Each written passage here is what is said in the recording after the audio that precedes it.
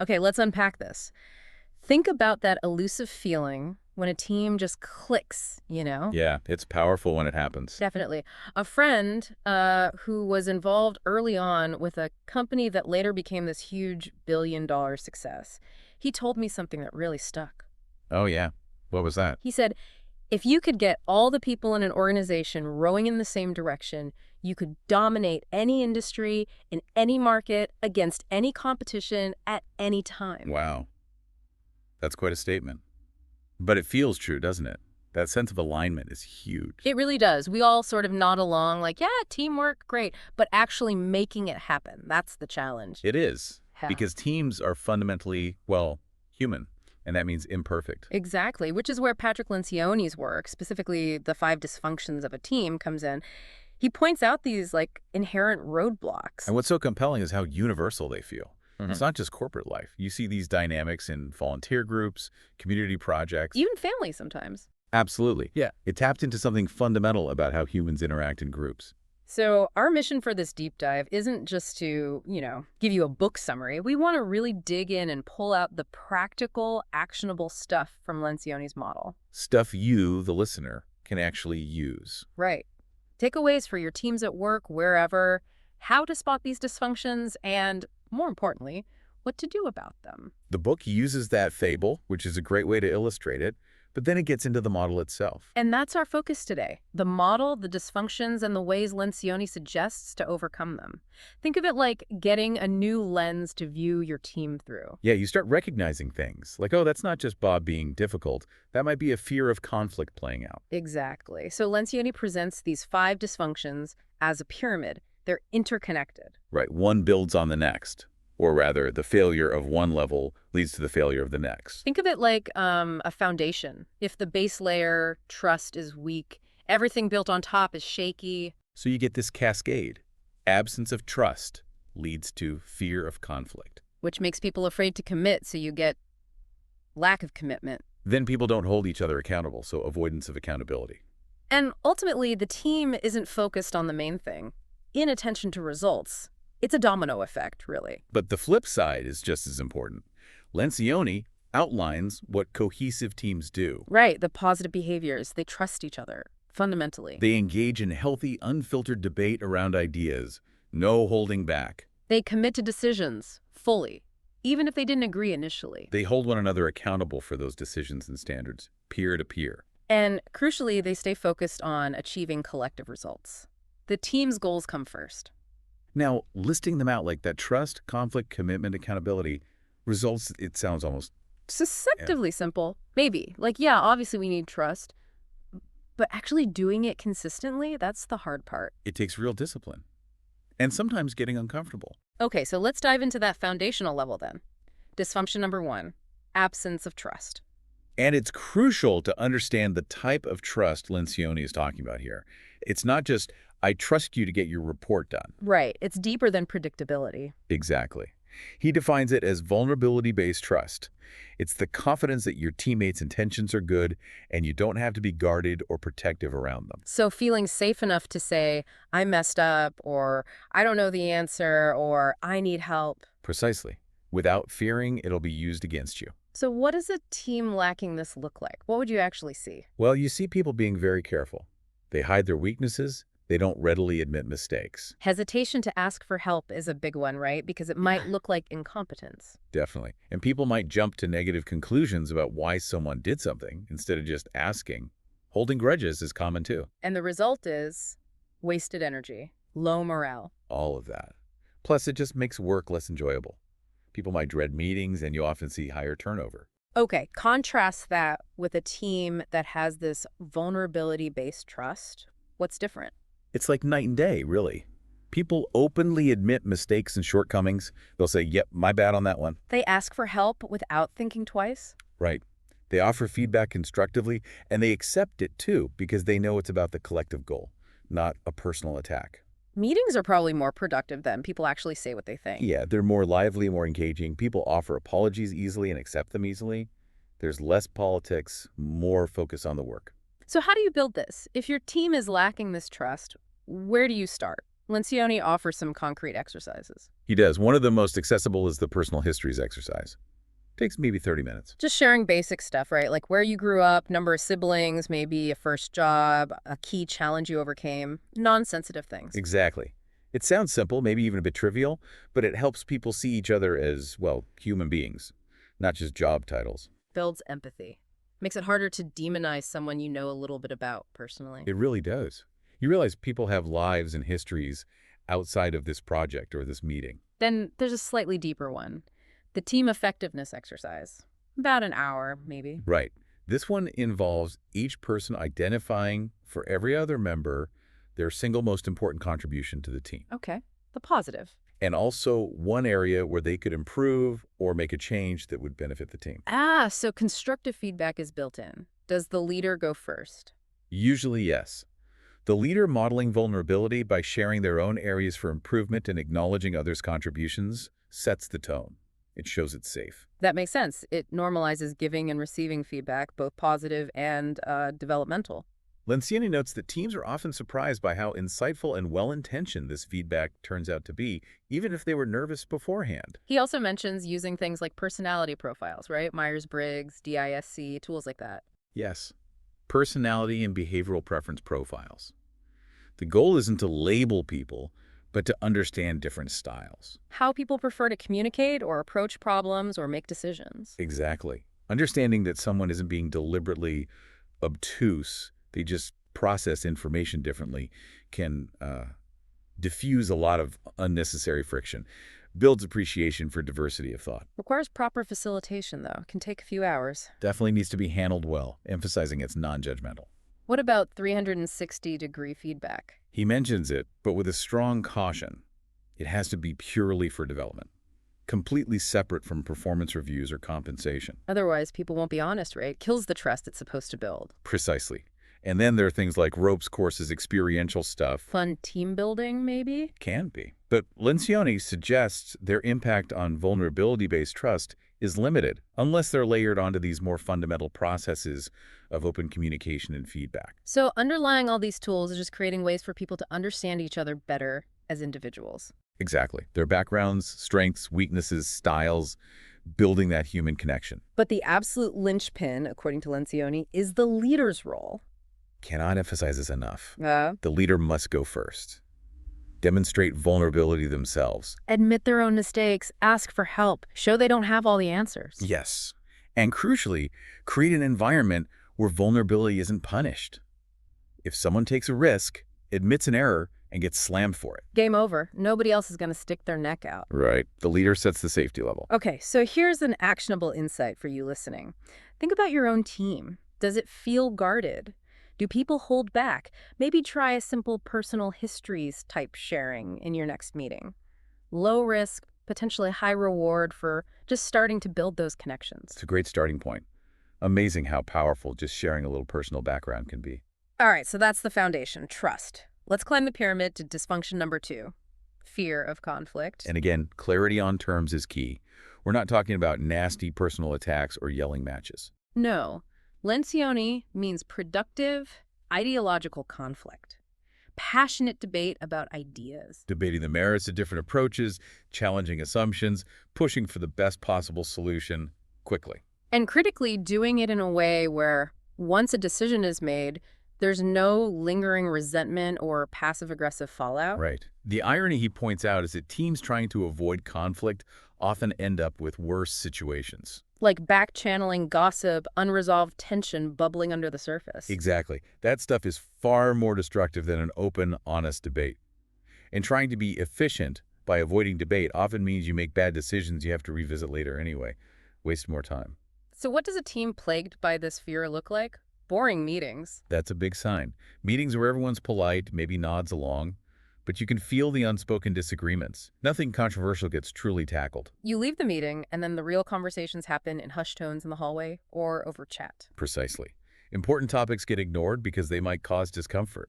People prioritize artificial harmony over progress. Okay, flip side. Teams that engage in healthy conflict. Their meetings are lively, sometimes messy, but ultimately productive. All ideas are on the table, scrutinized, debated. They solve problems faster because issues get surfaced and dealt with. Yes, and politics are minimized because things are hashed out openly, based on merit, not hidden agendas. So, if your team is conflict averse, how do you encourage this healthy debate? Lencioni suggests mining. Yeah, it's about intentionally digging for disagreements. Someone might even be assigned the role of conflict miner. Their job is to surface buried issues, to play devil's advocate. Exactly. To ask the tough questions, challenge the consensus view, ensure all angles are considered before moving forward, it takes courage. The team needs to understand that minor isn't being difficult. They're helping the team make better choices. Absolutely. Another tool is real-time permission. Just acknowledging when healthy conflict is happening. Yes, a leader or even a peer stepping in during a debate and saying something like, this is good, this is the kind of discussion we need to have. And reinforcing it afterwards, too. Like, that was a tough debate, but we got to a better place because of it. Exactly. It normalizes it, reduces the anxiety, reframes disagreement as constructive. And he mentions the personality tools again here, like the Thomas Kilmann instrument, TKI. Right. Understanding how individuals naturally approach conflict, do they tend to compete, collaborate, compromise, avoid, accommodate, helps the team navigate it better. Knowing someone's style helps you interpret their behavior more accurately. Yes, and adapt your own approach. And the leader's role in fostering healthy conflict. What's key there? Restraint, often.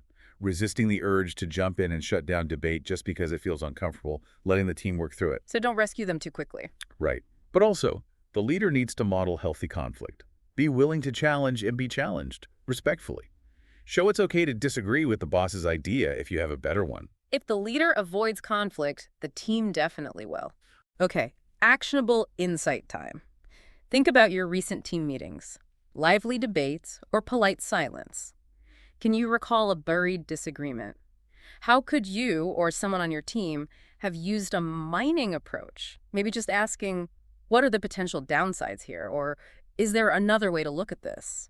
To bring it out constructively. Even small acts of encouraging debate can start to shift the culture. Right.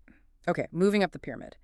After trust and conflict comes dysfunction number 3, lack of commitment. This is all about achieving clarity and buy-in on decisions. So leaving a meeting and everyone is actually on the same page about what was decided and agrees to support it. Exactly. Even those who argued for a different option need to be able to say, okay, I disagree, but I commit to making this work. Lencioni says there are 2 big culprits here: the desire for consensus and the need for certainty. Right.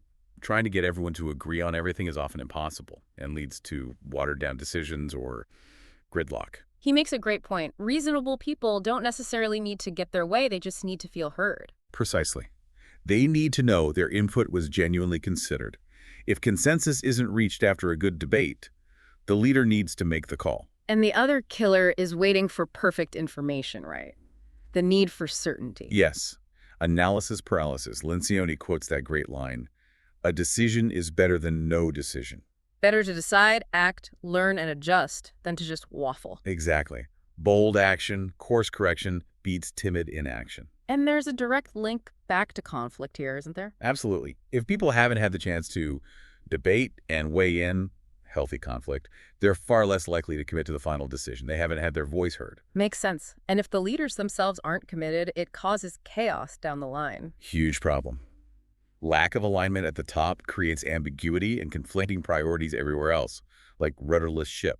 So signs of a team lacking commitment. Ambiguity about direction, revisiting decisions over and over. Yes, lack of confidence, missed opportunities because of delays, a general feeling that people aren't all pulling in the same direction. And a committed team. Clarity, alignment. They learn from mistakes because they actually make decisions and act. They move forward together, decisively. Okay, how do we get there? Lencioni suggests cascading messaging. What's that? It's simple but powerful. At the end of a meeting where key decisions were made, take 10 minutes to explicitly review. What did we just decide? And what is the key message we need to communicate to others, and who communicates it? So you nail down the takeaway message right then and there. Yes. It forces clarity and surfaces any misunderstandings before people leave the room. Ensures everyone walks out singing from the same hymn sheet, so to speak. Seems basic, but probably gets skipped a lot. Very often. Another basic but critical tool, deadlines. Clear deadlines for decisions and sticking to them. Yes. Ambiguity is the enemy of commitment. Deadlines force closure, and not just final deadlines, but intermediate ones too. Keep the momentum going. What about fear of making the wrong decision? That's where things like contingency and worst-case scenario analysis come in. Talk about what could go wrong. Yeah. Briefly discuss the potential downsides.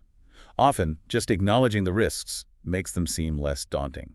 You realize the potential negative consequences are survivable, which makes it easier to commit to action. And low-risk exposure therapy. Just practicing making decisions on smaller, less critical issues to build the team's decision muscle and confidence. And the leader's role in commitment. Huge. Be comfortable making the call when needed, even without certainty. Push for closure. Hold people to deadlines. Don't prioritize consensus or certainty over timely action. Be decisive. And comfortable with potentially being wrong sometimes, and ready to adjust. Okay, actionable insight. Think about your last team decision. Was it crystal clear afterwards what the next steps were and what everyone should tell others? Try using cascading messaging at the end of your next meeting. Just those few minutes can make a big difference in alignment. It really clarifies things and boosts commitment. All right, dysfunction number 4, avoidance of accountability. This is about the willingness of team members to call each other out. Peer-to-peer accountability, not just the boss calling people out. Exactly. Holding peers accountable for performance or behaviors that hurt the team or don't meet agreed standards. That sounds uncomfortable. It can be. That's why teams avoid it. Lencioni calls it entering the danger. It requires courage. And the paradox is, even close teams avoid it because they don't want to damage relationships. But avoiding it actually damages relationships in the long run. Resentment builds, standards slip, trust erodes. Whereas holding each other accountable respectfully actually builds respect. It shows you care enough about the team's success and about that person's contribution to have the tough conversation. Lencioni highlights peer pressure as the most effective accountability mechanism. People don't want to let their teammates down. Exactly. So a team avoiding accountability, what does that look like? Resentment, mediocrity creeping in. Yeah, missed deadlines might be tolerated, low performers aren't challenged, and everyone ends up looking to the leader to be the sole disciplinarian. Which is often ineffective and burdensome for the leader. Right. Contrast that with teams that do hold each other accountable. What happens there? There's pressure to improve, sure, but it comes from peers. Problems get identified and addressed quickly. There's mutual respect because everyone knows they're held to a high standard. Less need for bureaucracy. So how do you build this culture? Lencioni stresses the publication of goals and standards. Transparency is key. Everyone needs to know clearly. What are we trying to achieve? Who is responsible for what? What does good performance look like? What are the expected behaviors? If it's clear in public, it's easier to point to when things aren't on track, less subjective. Exactly. Ambiguity makes accountability almost impossible. Then simple and regular progress reviews. Not necessarily formal appraisals, but regular opportunities for team members to give each other feedback against those published goals. Could be in meetings, quick chats. Keeps things on track, provides course correction. Yes, fosters that culture of ongoing feedback and improvement. And team rewards, tying rewards to collective success. Big one. If rewards are primarily based on team achievements, members have a vested interest in ensuring everyone is pulling their weight. They're less likely to tolerate a peer jeopardizing the team's results. Creates natural peer accountability. It does. What's the leader's role here? Not being the sole enforcer. Primarily, yes. Encourage and allow the team to be the main accountability mechanism. Don't jump in too quickly. They can't abdicate responsibility entirely. No. The leader must be willing to step in as the ultimate arbiter if the team fails to hold itself accountable on a critical issue. They're the safety net. Okay, makes sense. Actionable insight. Think about a time a teammate wasn't quite meeting expectations. Was it hard to address? Why? How could making goals more public and having regular informal check-ins create an environment where that conversation feels more natural and expected? Creating that structure makes the difficult conversations feel less personal and more about the shared goal. All right, we've reached the top of the pyramid. The fifth and final dysfunction, inattention to results. This is the ultimate dysfunction, Lencioni argues. It's when people on the team care about something more than the collective goals of the team. Like their own career, or their department status, or just liking being part of the group. Exactly. An unwavering, relentless focus on achieving the team's defined outcomes is critical. And results isn't just profit, right? It's whatever the team has defined as its key objectives. Correct. It could be project completion, market share, customer satisfaction scores, campaign goals, whatever the team is supposed to deliver. Those things usually drive financial results. ultimately. So what distracts teams from results? You mentioned team status. Yeah, sometimes just being part of a prestigious team or organization feels like enough. The focus shifts from achieving outcomes to maintaining membership in the group. Can happen in nonprofits, academic circles, anywhere. And individual status. Focusing on personal wins, career advancement, looking good, sometimes even at the expense of the team's success. It's natural to have ambition, but on great teams, collective results come first. So if a team isn't focused on results, they just exist, survive, don't really strive to win. Pretty much. Lencioni says no amount of trust, conflict, commitment, or accountability can make up for a lack of desire to achieve collective results. It's the ultimate purpose. Signs of this? Stagnation, losing to competitors, high achievers leaving out of frustration. Yes, focus on individual goals or departmental silos over team objectives. Easily distracted by things not core to the mission. And teams that are focused on results. They retain achievement-oriented people. Individualism is minimized. They feel success and failure collectively. People subordinate their own needs for the team's goals. They stay laser-focused. How do you drive this focus? One way is public declaration of results. That's making a clear public commitment to achieve specific outcomes. It raises the stakes. Contrasting that with saying, we'll do our best. Right. Lencioni suggests doing our best can sometimes be a way to hedge, to prepare for not actually achieving the goal. Publicly declaring we will achieve X creates more drive. Creates passion and pressure in a good way. Yes. And the other key driver, results-based rewards. Tying compensation and recognition directly to achieving those team results. Again, money isn't the only motivator, but it sends an unmistakable message about what the organization truly values. It aligns incentives with desired outcomes. And the leader's role here is crucial, setting the tone. Absolutely paramount. The leader must prioritize results above all else. Reward and recognize contributions to team goals. Be selfless and objective about celebrating group success. Cannot play favorites or focus only on their own achievements. Definitely not. Okay, final actionable insight. Are your team's goals crystal clear, measurable, and known by everyone? Are rewards genuinely tied to team achievements? Think about making one key team goal more public. Maybe track it visibly. Could that increase focus and motivation? That kind of visibility and shared commitment can be incredibly powerful. So wrapping this all up, building a high-performing team, overcoming these 5 dysfunctions, it's possible. But it takes work, consistent, disciplined effort in these 5 areas. It's not about complex theories, but mastering these, well, relatively simple behaviors day in and day out. Vulnerability, healthy debate, clear decisions, mutual accountability, and a relentless focus on the team's objectives. So we really encourage you, listening, to think about your own teams. Which of these dysfunctions resonates most? Where's the biggest opportunity for improvement? Remember, even small steps fostering a bit more trust, encouraging a little more debate, can start a positive cycle. Because, as Lencioni implies with that opening quote, the potential of a truly cohesive team is immense. You really can achieve more together than you ever could alone. By tackling these dysfunctions, you start unlocking that potential. So maybe think about one thing you can do differently this week based on this conversation. If you want to go deeper, definitely check out Lencioni's book, The 5 Dysfunctions of a Team. Loads more detail and tools in there. It's a really valuable framework. It truly is. Well, thanks for diving deep with us today into teamwork and how to make it actually work. Hope you found it useful.